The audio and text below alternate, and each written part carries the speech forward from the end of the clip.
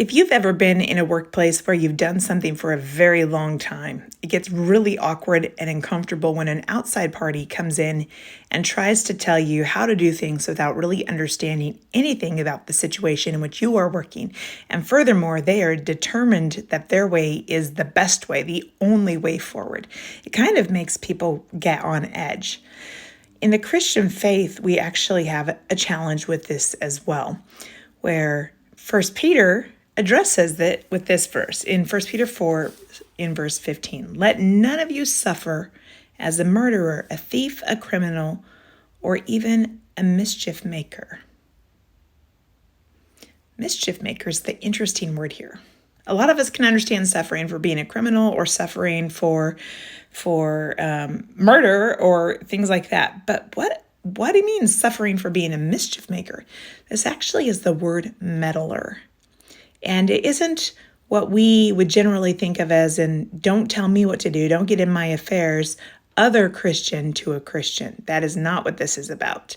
In fact, if we're going down that line very quickly, I'll just say we are called to sharpen each other, to strengthen each other in the faith, to admonish each other when we're stepping outside of God's guidelines for our lives.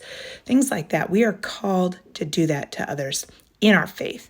But outside of the faith is what Peter is talking about here. His whole passage is about living and working as foreigners in a strange land, which Christians really are. We are living as foreigners in a foreign land, awaiting a glorious future with Jesus Christ. So how do we not meddle? Well, meddling is really telling these Gentiles, these people who are not believers, that they should be living the way God desires them to live, when the reality is they have no basis for understanding what this means. Instead of coming in and making demands that people should live this way, we are to demonstrate what good it does in our lives to follow God. We can speak of God, speak of his love, speak of what he's done, but more than that, how do our lives reflect what we are actually saying in our message?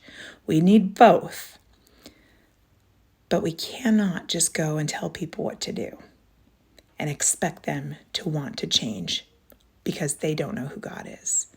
May you go and show, and in the process, may people come to know. Blessings on you today.